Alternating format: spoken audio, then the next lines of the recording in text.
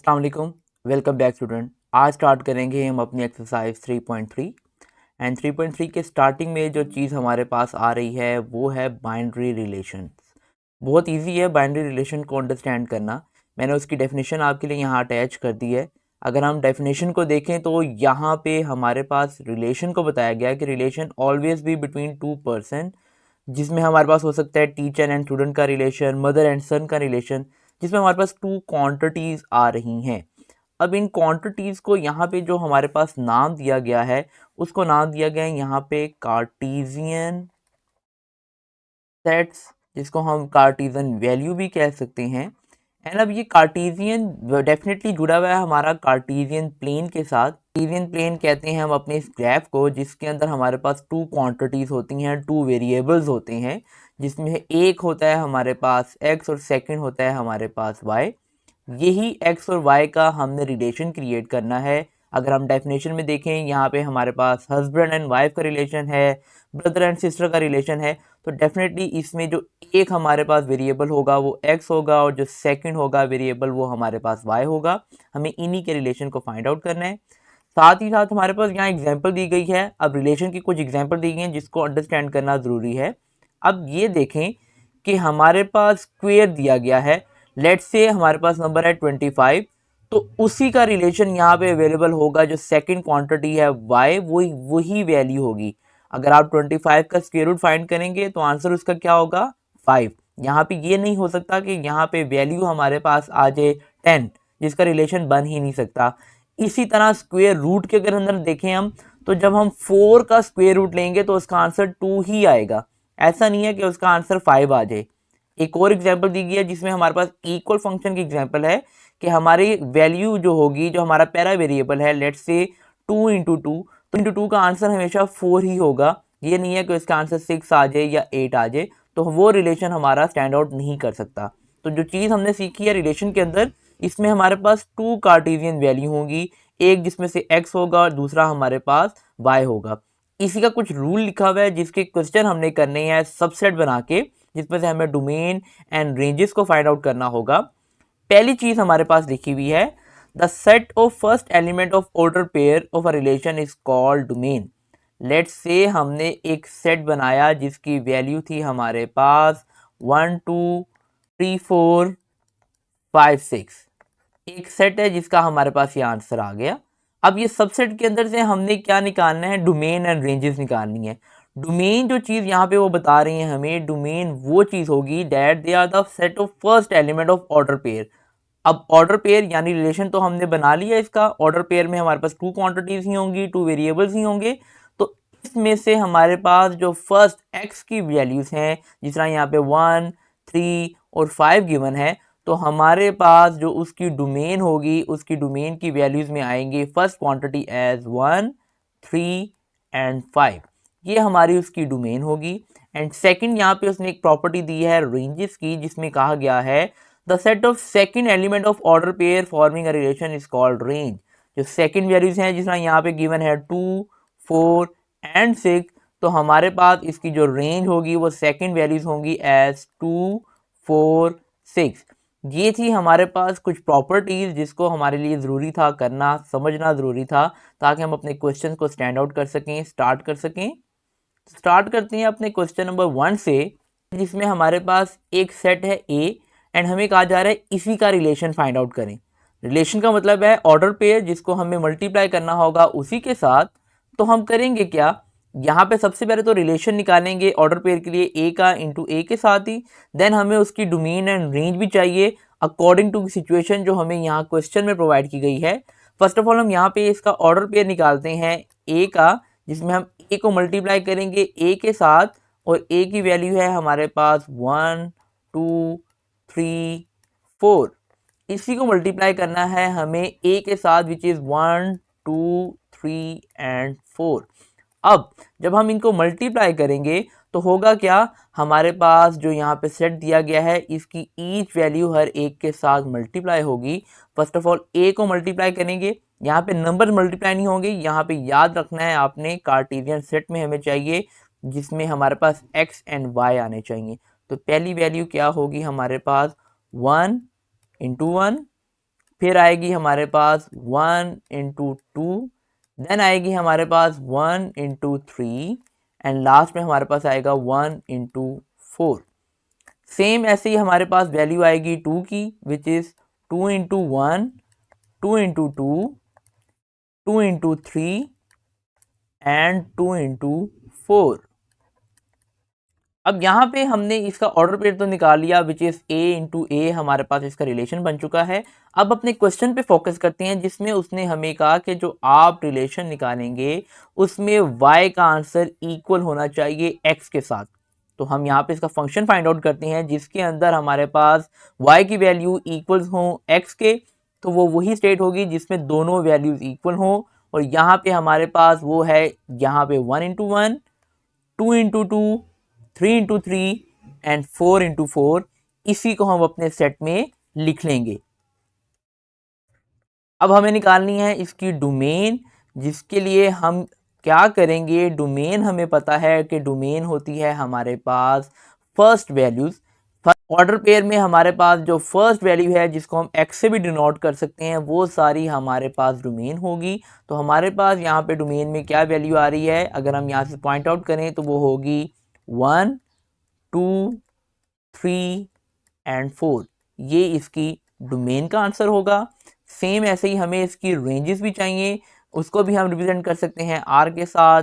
Ranges obviously y को represent करती हैं, तो हमारे पास वो भी होगी यहाँ पे 1, 2, 3 एंड 4। ये हमारे क्वेश्चन नंबर 1 का आंसर है। सेकंड क्वेश्चन आ रहा है हमारा इसका, जिसमें हमें कहा जा रहा है कि y और x को अगर आप ऐड करें तो उसका आंसर 5 के इक्वल आना चाहिए। उसने हमें खुद ही दे दी यहाँ पे प्रॉपर्टी के फंक्शन के लिए क्या होना चाहिए, अगर आप y को x के साथ ऐड करें तो आंसर 5 के इक्वल हो। अगेन हमने वही चीज़ a को a के साथ मल्टीप्लाई किया था, तो हमारे पास उनके ऑर्डर पेयर आ चुके हैं। अब हमने यहाँ से पॉइंट आउट करना है कि उन ऑर्डर पेयर में से कौन सी ऐसी वैल्यूज़ हैं जिसको हम प्लस करें तो आंसर हमारे पास 5 आए। तो हम क्विकली यहाँ से देख लेते हैं। तो हमें फर्स्ट वैल्यू जो यहाँ पे मिलती है वो है 1 एंड 4। उसके बाद जो नेक्स्ट वैल्यू है वो है हमारे पास 2 एंड 3। फिर हमारे पास जो वैल्यू आएगी वो होगी 3 एंड 2। उसके बाद जो वैल्यू आ रही है हमारे पास वो है 4 एंड 1। इसके अलावा कोई ऐसी वैल्यू नहीं है जिसको हम सम करें तो आंसर हमारा इक्वल टू 4 आए।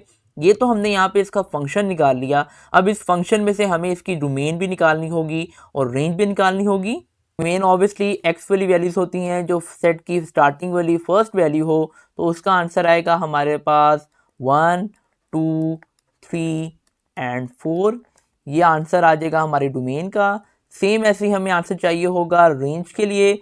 तो रेंज ऑफ फंक्शन हमारे पास जो दिया है, रेंज ऑब्वियसली हमारी सेकंड वैल्यूज को कहते हैं, और सेकंड वैल्यू हमारे पास सेट में जो y को रिप्रेजेंट करती हैं। यहाँ पे देखें तो वैल्यू स्टार्ट हो रही है 4, 3, 2, 1। तो इसको अरेंज करके हम लिख लेंगे 1, 2, 3 एंड 4। ये हमारा आंसर होगा। हमारे पास थर्ड पार्ट आ रहा है इसका, जिसमें हमें कहा जा रहा है कि फंक्शन में x और y को ऐड करें तो आंसर हमारा 5 से कम आना चाहिए, लेसर देन 5 आंसर आना चाहिए। तो हम यहाँ पे हमारे पास जो ऑर्डर पेयर है सेट का, वहीं से वैल्यू निकालते हैं और देखते हैं कि फंक्शन की क्या वैल्यूज आएंगी हमारे पास। तो फर्स्ट ऑफ ऑल जो वैल्यू आएगी वो होगी हमारे पास 1 एंड 1, क्योंकि इन दोनों को ऐड करें तो आंसर 2 होगा। फिर वैल्यू आएगी हमारे पास 1 एंड 2। अगेन वैल्यू जो नेक्स्ट आएगी वो है 1, 3। 1, 4 को ऐड नहीं कर सकते क्योंकि उसका आंसर होगा हमारे पास इक्वल्स टू 5। नेक्स्ट वैल्यू आएगी हमारे पास 2 इंटू 1। फिर वैल्यू आएगी हमारे पास 2 एंड 2। 2, 3 को ऐड नहीं करेंगे ऑब्वियसली, क्योंकि वो वैल्यू 5 होगी। अगेन जो एक वैल्यू आ रही है हमारे पास वो है 3, 1। एंड अगर आगे वैल्यू आप देखें 3, 2, ये भी 5 है, ये 6 हो जाएगा, 7, 5, 7। तो मतलब बाकी सारी वैल्यूज जो गिवन है हमारे पास, उनका सम 5 से ज़्यादा आ रहा है। तो इसके अलावा कोई वैल्यू नहीं है। तो इसी वैल्यू में से हम निकालते हैं अपनी डोमेन भी। डोमेन जो हमारी फर्स्ट वैल्यू होती है, जिसको हम x कॉल आउट करते हैं, तो उसका आंसर होगा यहाँ पे 1, 2 एंड 3। ये आंसर है हमारे डोमेन का। सेम ऐसे ही हमें इसकी रेंज भी चाहिए।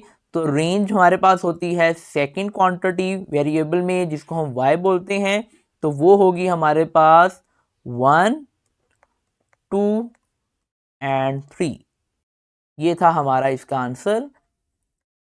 लास्ट पार्ट है इसका जिसमें हमें कहा जा रहा है कि अब हमारे पास जो सेट है जिसमें फंक्शन x प्लस वाई को हम ऐड करें तो उस दोनों का जो सम है वो 5 से बड़ा आना चाहिए, मतलब वो ग्रेटर देन 5 हो। लास्ट जो हमने क्वेश्चन किया था उसमें लेस देन 5 था, लेकिन अब जो क्वेश्चन है इसमें हमारे पास ग्रेटर देन 5 की वैल्यू आ रही है। तो निकालते हैं यहाँ पे इसका, देखते हैं कि फंक्शन में क्या क्या वैल्यू आएगी। ऑब्वियसली ये 1 प्लस 1 जो 2 था ये तो नहीं आएगा, तो ग्रेटर देन 5 चाहिए। तो ग्रेटर देन 5 में इसका सम होगा 3, इसका सम होगा 4, इसका सम होगा 5, फिर अगेन 3 4 5। फर्स्ट वैल्यू जो आई है हमारे पास वो होगी 2 एंड 4। फिर नेक्स्ट वैल्यू आएगी हमारे पास 3 एंड 3, और फिर जो वैल्यू है वो आएगी 3 4 4 2 4 3 एंड लास्ट वैल्यू आएगी 4 4। ये थे हमारे सेट फंक्शन का आंसर जिसमें हमने वो वैल्यूज निकाली जिनका सम 5 से ज़्यादा है। अब हमें इनकी चाहिए डोमेन एंड साथ इसकी चाहिए हमें रेंज। तो डोमेन निकालेंगे तो डोमेन हमारे पास क्या होगी, डोमेन ऑब्वियसली हमारी फर्स्ट वैल्यू होती है, तो उसका आंसर आएगा 2 3 एंड 4। सेम ऐसे ही अब हमें इसकी रेंज भी चाहिए, तो इसकी रेंज का आंसर हमारे पास क्या होगा, अगर आप यहाँ पे देखें तो वो है 4 3 4 2 3 4। तो अरेंज करके उसको हम लिख लेंगे एज 2 3 4। ये हमारा आंसर है। नेक्स्ट क्वेश्चन आ रहा है हमारे पास टाइप्स ऑफ फंक्शन का, जिसको करने से पहले हमें फंक्शंस के बारे में पता होना चाहिए। क्विकली इसको रैप अप करते हैं और देखते हैं कि फंक्शन क्या होंगे हमारे पास। फर्स्ट यहाँ पे जो फंक्शन दिया गया है वो है इनटू फंक्शन। ये जो इसकी एक डेफिनेशन लिखी हुई है, इसको इजी वर्डिंग में अगर आपके लिए मैं बताऊं तो हमारे पास यहाँ पे दो सेट्स गिवन है, एक है ए और दूसरा है हमारे पास बी। इनटू फंक्शन वो फंक्शन होगा जिसमें हमारे पास ए के सारे एलिमेंट बी के साथ कनेक्ट हों। ए के जितने भी एलिमेंट दिए गए हैं वो बी के साथ कनेक्ट होंगे, जिस तरह यहाँ पे 1 भी कनेक्टेड है, 3 भी कनेक्टेड है और 5 भी कनेक्टेड है। बट इसमें इनटू फंक्शन को हम याद कैसे करेंगे, क्या उसकी पहचान होगी हमारे पास कोई एक ऐसा एलिमेंट होगा बी फंक्शन का, यानी दूसरा जो भी हमारे पास सेट दिया गया है उसका एक एलिमेंट ऐसे होगा जो कि कनेक्ट नहीं होगा ए के साथ। पहली चीज, ए के जितनी भी एलिमेंट दिए हैं वो सारे के सारे कनेक्टेड होंगे बी के साथ, लेकिन बी का एक एलिमेंट कोई ऐसा हो सकता है जो कि ए के साथ कनेक्ट ना हो, बिल्कुल लेफ्ट अलोन रह जाए, तो ऐसे फंक्शन को हम बोलेंगे इनटू फंक्शन। नेक्स्ट आ रहा है हमारे पास 101 फंक्शन, जिसको हम यहाँ पे इंजेक्टिव फंक्शन भी कहते हैं। बहुत ईजी है यहाँ पे ये इंजेक्टिव फंक्शन या 101 फंक्शन भी। इसको जिस तरह यहाँ पे डेफिनेशन लिखी हुई है, इसको इजीली हम ऐसे अंडरस्टैंड कर सकते हैं कि हमारे पास अगेन दो सेट होंगे, एक होगा हमारे पास ए और सेकंड होगा हमारे पास बी।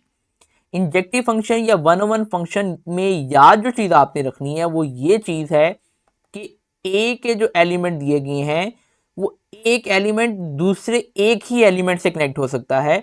ऐसा नहीं हो सकता कि जो एक और एलिमेंट है ए का, जिस तरह यहाँ 2 है, वो बी से भी कनेक्टेड हो और सी से भी कनेक्टेड हो। ऐसा हमारे पास नहीं हो सकता। ये क्या होगा, हमारे पास ए का जो एलिमेंट दिया गया है वो सिर्फ एक ही एलिमेंट के साथ कनेक्टेड हो बी के।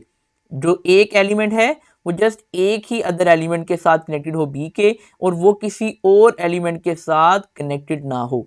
एक एग्जांपल अगर हम देखें तो एग्जांपल इसकी ये हो सकती है कि आप स्कूल में पढ़ते हैं, आपके स्कूल में जितने भी स्टूडेंट हैं उन सभी का उनका इंडिविजुअल यूनिक रोल नंबर है। कभी भी ऐसा नहीं हो सकता कि एक स्टूडेंट या दो स्टूडेंट ऐसे हों जिनका सेम रोल नंबर हो जाए। तो यहाँ से आपने ये चीज़ याद रखनी है कि हमारे पास जो एक वैल्यू है, जो एक सेट में एलिमेंट दिया गया है ए का, वो जस्ट एक ही अदर एलिमेंट बी के साथ कनेक्ट हो सकता है, किसी और के साथ या मल्टीपल के साथ कनेक्ट नहीं हो सकता। किसके अंदर, 101 फंक्शन में, जिसको हम इंजेक्टिव फंक्शन कहते हैं। थर्ड पे आता है हमारे पास ऑन टू फंक्शन, जिसको हम सब्जेक्टिव फंक्शन भी कहते हैं। ये बहुत ईजी है, इसको याद रखने का सिर्फ एक ही प्रोसेस है आपके पास कि हमारे पास बी के सेट के जितने भी एलिमेंट होंगे वो सभी कनेक्टेड होंगे ए के साथ। किसी ना किसी एलिमेंट के साथ बी के, जितने भी हमारे पास एलिमेंट है बी के, वो किसी ना किसी एलिमेंट के साथ कनेक्ट होंगे ए के।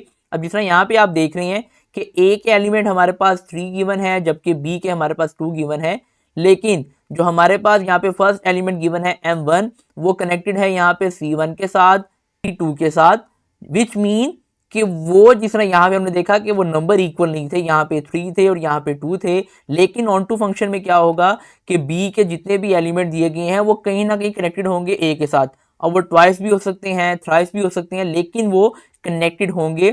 फोर्थ हमारे पास जो आ रहा है वो है 101 एंड ऑन टू फंक्शन, जिसको हम बाइजेक्टिव फंक्शन कहते हैं।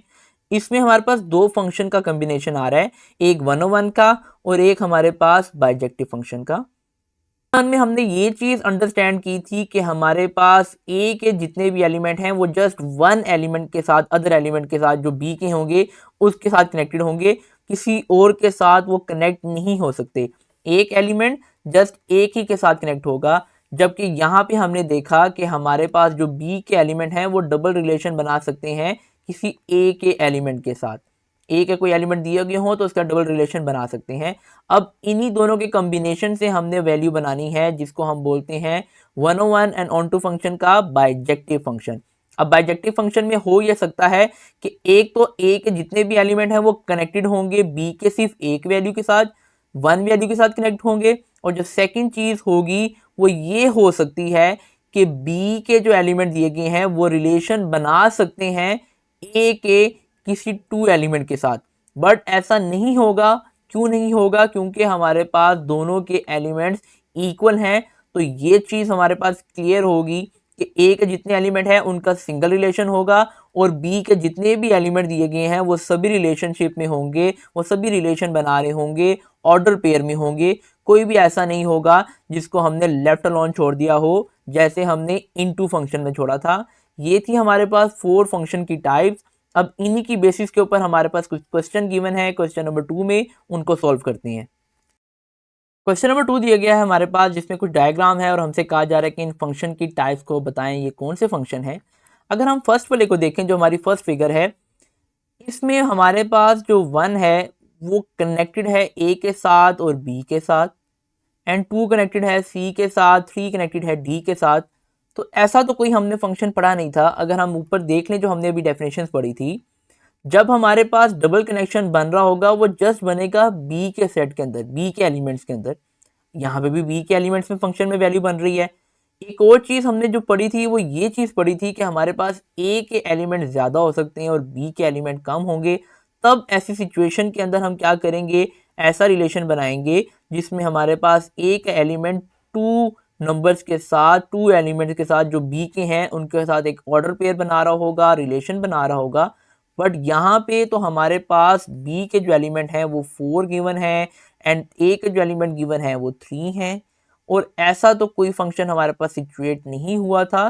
दैट इज वाई यहाँ पे हम इसे कह सकते हैं no function here, does not represent any function. ये कोई भी फंक्शन नहीं है, नो फंक्शन हम यहाँ पे लिख सकते हैं इसको। सेकंड फिगर आ रही है हमारे पास, जिसमें ए के हमारे पास 3 एलिमेंट गिवन है और बी के भी 3 एलिमेंट गिवन है, और सभी एलिमेंट एक एक के साथ रिलेशन बना रहे हैं। बी में से कोई भी लेफ्ट आउट नहीं रहा। अगर वो बी का कोई एक एलिमेंट लेफ्ट आउट कर देता तो फिर हम इसे कह सकते थे ये हमारा इनटू फंक्शन है। बट यहाँ पे सारे एलिमेंट इंगेज हैं, कोई डबल फंक्शन भी नहीं बना रहा, कोई डबल रिलेशन भी नहीं बना रहा। और ऐसा फंक्शन जिसमें हमारे पास सभी एलिमेंट इंगेज हो, 1-on-1 रिलेशन बना रहे हो, और इस फंक्शन को हमने पढ़ा था जो हमारी फोर्थ टाइप थी, जिसको हमने नाम दिया था बाइजेक्टिव फंक्शन का। तो ये हमारे पास बाइजेक्टिव फंक्शन होगा। थर्ड फिगर जो है वो बिल्कुल सेम है फिगर नंबर 2 की तरह, सेम इसमें भी वही काम हो रहा है, वही रिलेशन बन रहे हैं। तो हम इसको भी नेम दे देंगे बाइजेक्टिव फंक्शन का। फोर्थ फिगर देखें, यहाँ पे फर्स्टली ए में 1 और m का रिलेशन बन रहा है x के साथ और n का रिलेशन बन रहा है z के साथ। सिंपली जो चीज़ हमने पिक यहाँ पे की वो ये कि y को लेफ्ट अलोन छोड़ दिया गया है, y का कोई भी रिलेशन नहीं बन रहा। जब ऐसी सिचुएशन हो, हमारे पास कोई रिलेशन ना बन रहा हो b के एलिमेंट का, तो ऐसा फंक्शन होता है हमारे पास इनटू फंक्शन। क्वेश्चन नंबर 3 आ रहा है, जिसमें हमारे पास दो फंक्शन की वैल्यूज गिवन है, जिसमें है एक जी ऑफ एक्स जिसकी वैल्यू है 3x प्लस 2, और एक है हमारे पास एच ऑफ एक्स जिसकी वैल्यू है एक्स स्क्वायर प्लस 1। एंड हमें फाइंड आउट करने को कहा जा रहा है कि पहले तो आप फाइंड करेंगे जी के फंक्शन, देन फाइंड करेंगे हम एच के फंक्शन। हमें सिंपली वैल्यू दी गई है एज जी की 0 और हमें कहा जा रहा है कि इसको इस फंक्शन में पुट करके आंसर निकालें। तो फंक्शन है हमारे पास g of x which is equal to 3x plus 2 and simply हमें x की जगह पे उसके फंक्शन की वैल्यू को पुट करना है जो गिवन है यहाँ पे 0। तो x की जगह पे वैल्यू आएगी हमारे पास 0 प्लस 2, तो 3 इंटू 0 विल बी 0 एंड इसको सिंपली यहाँ बचेगा क्या हमारे पास 2, तो आंसर होगा हमारे पास जस्ट 2। सेम इसी तरह हमारे पास अब यहाँ पे गिवन है -3, तो फंक्शन में वैल्यू को पुट करते हैं एज -3, सो 3 इंटू -3 प्लस 2, आंसर होगा हमारे पास -9 प्लस 2 एंड फाइनल आंसर आएगा हमारे पास -7।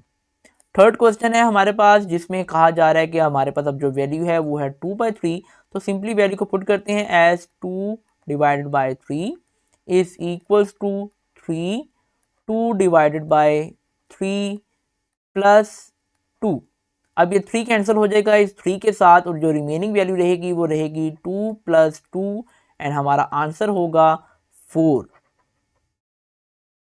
अब फंक्शन आ रहे हैं हमारे पास h के, और यहाँ पे h का जो फंक्शन हमें दिया गया है वो है h of x is equals to x square plus 1 and simply हमें यहाँ पे वैल्यू को पुट करना है जो हमें यहाँ पे वैल्यू दी गई है, और यहाँ पे h की वैल्यू है हमारे पास 1, x की जगह उसकी वैल्यू को पुट करेंगे 1 स्क्वेयर प्लस 1 एंड 1 का स्क्वेयर ऑब्वियसली 1 होगा, तो 1 प्लस 1 इज इक्वल्स टू 2, ये हमारा आंसर होगा। सेकंड पार्ट है जिसमें हमारे पास वैल्यू दी गई है -4, तो सिंपली पुट करते हैं -4 एज वैल्यू एंड x की जगह पे वैल्यू आएगी -4 स्क्वेयर प्लस 1 एंड ऑब्वियसली जब भी हम माइनस का स्क्वेयर लेते हैं आंसर हमारे पास प्लस में आता है, तो आंसर होगा 16 प्लस 1 एंड आंसर होगा हमारा फाइनल एज 17। थर्ड इसका पार्ट दिया गया है जिसमें हम वैल्यू को पुट करेंगे as -1/2 is equals to -1/2 square plus 1। Obviously जब 1 का स्क्वेयर लेंगे आप आंसर आएगा 1, 2 का स्क्वेयर लेंगे आंसर आएगा 4 एंड माइनस का जब भी स्क्वेयर लेते हैं वो ऑब्वियसली प्लस हो जाता है, यहाँ वैल्यू रहेगी। सिंपली सॉल्व करेंगे तो आफ्टर टेकिंग एलसीएम आपका आंसर होगा 4, 1 प्लस 4 एंड फाइनल आंसर होगा आपका 5/4। क्वेश्चन नंबर 4 काफ़ी इंटरेस्टिंग दिया गया है हमारे पास, जिसमें हमें फंक्शन दिया गया है as ax plus b plus 1, जिसमें हमें कहा जा रहा है a and b constant number हैं। अब यहाँ पे एक दफ़ा हमें फंक्शन की वैल्यू दी गई है 3, जिससे आंसर हमारा निकलेगा 8 एंड सेकेंड टाइम हमें वैल्यू दी गई है 6, जिससे आंसर निकलेगा हमारा 14 और हमें कहा जा रहा है a एंड b का आंसर निकालें। पर स्टार्ट करते हैं क्वेश्चन को, जिसमें हमारे पास फंक्शन है ax प्लस बी प्लस 1। यहाँ पे मैं फंक्शन को यूज़ कर रहा हूँ जिसकी वैल्यू दी गई है 3 एंड आंसर इक्वल है हमारे पास 8, तो सिंपली जहाँ पे हमारे पास x गिवन है वहाँ पे हम उसको पुट करेंगे वैल्यू को, तो यहाँ वैल्यू आएगी a 3 plus b plus 1 equals to 8 and 3 as आज 3a प्लस b, 1 प्लस है ऑब्वियसली वो माइनस होगा, तो 8 माइनस 1 एंड आंसर हमारे पास यहाँ पे फर्स्ट इक्वेशन का आएगा इक्वल्स टू 7। ये हमारी इक्वेशन नंबर 1 होगी। सेम ऐसे ही अब यहाँ पे फंक्शन को पुट करेंगे जिसकी वैल्यू दी गई है हमें 6 एंड आंसर इक्वल है 14, उसी फंक्शन में पुट करेंगे तो हमारे पास यहाँ वैल्यू आएगी a 6 plus b plus 1 equals to 14, so 6a plus b, 1 plus है ऑब्वियसली माइनस होगा, so 6a plus b equals to 13। ये आई है हमारे पास इक्वेशन नंबर 2। अब हमारे पास 2 इक्वेशन आ चुकी हैं, अब हमें यहाँ से आंसर निकालना है। अगर हम एलिमिनेट करना चाहें एलिमिनेट कर लें, सब्स्टिट्यूशन करना चाहें वो कर लें, एडिशन सब्ट्रैक्शन करना चाहें जो करना चाहें, हमें आंसर चाहिए a एंड b का। सिंपली 2 इक्वेशन है, हम यहाँ पे ये करते हैं कि हम सब्ट्रैक्ट करेंगे इक्वेशन नंबर 1 को फ्रॉम इक्वेशन नंबर 2। सब्ट्रैक्शन में हमारे पास ऑब्वियसली साइन चेंज होंगे, सो हमारा जो फाइनल आंसर होगा यहाँ पे b के साथ कैंसिल हो जाएगा। 6 में से 3 को माइनस करेंगे तो आंसर होगा 3a एंड 13 में से 7 को जब माइनस करेंगे तो आंसर होगा हमारे पास 6। 3 ऑब्वियसली मल्टीप्लाई है, डिवाइड हो जाएगा ऑन दी अदर साइड, तो हमारे पास a का जो फाइनल आंसर आएगा वो होगा 2। अब a का तो आंसर हमारे पास आ चुका है, अब हमें b का आंसर चाहिए। हम किसी भी एक इक्वेशन में आंसर को पुट करके निकाल सकते हैं। तो हम सिंपली ये करते हैं कि हम ए का जो आंसर है उसको पुट कर देते हैं अपनी इक्वेशन नंबर 1 के अंदर। इक्वेशन नंबर 1 में हम ए के आंसर को पुट करेंगे। तो इक्वेशन नंबर 1 हमारे पास थी 3a plus b equal to 7। A की जगह पे यहाँ पे वैल्यू आएगी हमारे पास 2 plus b equal to 7। 3 into 2 will be 6 plus b equal to 7 और ऑब्वियसली ये माइनस होगा तो हमारे पास आंसर आएगा 1। तो इस तरह से हमारे पास जो कांस्टेंट गिवन थे ए एंड बी, इन दोनों के आंसर्स आ चुके हैं। Question number 5 same question number 4 की तरह है, तो मैं सजेस्ट करूंगा कि आप उस क्वेश्चन को सेम खुद करें क्योंकि जो कॉपी वो बिल्कुल सेम सारे स्टेप हैं उसके। क्वेश्चन नंबर 6 पे मूव करते हैं हम यहाँ पे, जिसमें हमारे पास फंक्शन गिवन है एफ ऑफ एक्स का, जिसकी वैल्यू है हमारे पास 5x प्लस 1। अब यहाँ पे हमें एफ ऑफ एक्स का आंसर दिया गया है, एक्स की वैल्यू नहीं गिवन। एफ ऑफ एक्स का एक आंसर दिया गया है जो कि इक्वल है 32 के। तो हम सिंपली करेंगे क्या, हमारे पास यहाँ पे जो फंक्शन है वो हो जाएगा 5x plus 1 is equals to 32 और हमें यहाँ से आंसर निकालना है x का। सिंपली 1 ऐड है वो जाके सब्ट्रैक्ट होगा, सो वी हैव 31 एंड हमें x का आंसर चाहिए। 5 मल्टीप्लाई है on the right side divide होगा, तो हमारा जो आंसर आएगा फाइनल, एंड हम इसको लिख सकते हैं हमारे पास डेसिमल के अंदर इसका आंसर हो सकता है अप्रॉक्सीमेट 6.2। ये भी हमारा आंसर हो सकता है। क्वेश्चन नंबर 7 भी हमारे पास सिमिलर क्वेश्चन नंबर 4 और 5 की तरह है, जिसमें सबसे पहले हमारे पास फंक्शन गिवन है f of x is equals to c x square plus d and यहाँ पे हमें कह रहे हैं सी एंड डी दोनों कांस्टेंट नंबर होंगे जिसका हमें आंसर निकालना होगा। अब फर्स्ट फंक्शन दिया गया है जिसमें हमारे पास हमने फंक्शन में वैल्यू पुट करनी है 1, जिससे आंसर आएगा हमारे पास 6। तो स्टार्ट करते हैं क्वेश्चन को, जिसमें हम फंक्शन को यूज़ कर रहे हैं 1 और आंसर हमारा इक्वल होगा 6। सो जहाँ पे हमारे पास x होगा हम सिंपली वहाँ पे उसकी वैल्यू को पुट कर देंगे एज 1।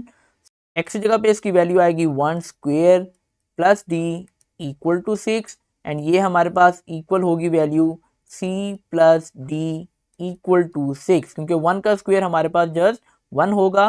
तो ये होगी हमारी इक्वेशन नंबर 1। सेकंड आ रहा है फंक्शन हमारे पास जिसमें f की वैल्यू हमें गिवन है -2 एंड वो आंसर इक्वल है 10 का।